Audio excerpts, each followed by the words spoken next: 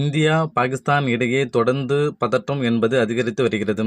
நேற்று இரவு முதல் பாகிஸ்தான் ட்ரோன் ஏவுகணை தாக்குதல்களை எல்லையோர கிராமங்களில் அதிகரித்துள்ளது. அந்த வகையில் இன்று காலையில் பாகிஸ்தான் போர் விமானங்கள் ஜம்மு காஷ்மீரில் நுழைந்து தாக்குதல் நடத்த முயன்ற நிலையில் 2 விமானங்களும் வெற்றிகரமாக சுட்டு வீழ்த்தப்பட்டுள்ளன. பயங்கரவாதிகளின் கூடாரமாக உள்ள பாகிஸ்தான் இன்னும் திருந்தவில்லை. பகல்காம் தாக்குதலுக்கு பதிலடியாக கடந்த புதன்கிழமை பாகிஸ்தானில் உள்ள பயங்கரவாத அமைப்புகளில் 9 முகாம்களை ஏவுகணை வீசி நாம் அழித்தோம். அதன் பிறகு நம்மை தொடர்ந்து பாகிஸ்தான் இராணுவம் சீண்டி வருகிறது.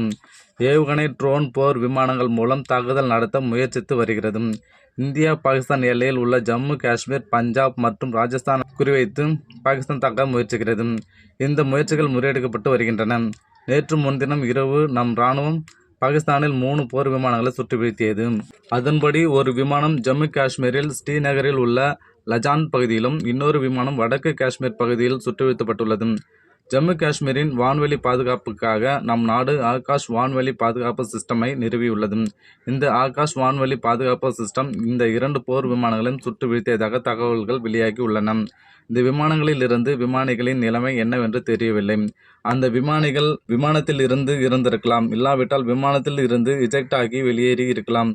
இதனால் நம் எல்லைப்பகுதியில் விமானிகளை தேடும் பணிகள் இராணுவத்தினர் தொடங்கியுள்ளது.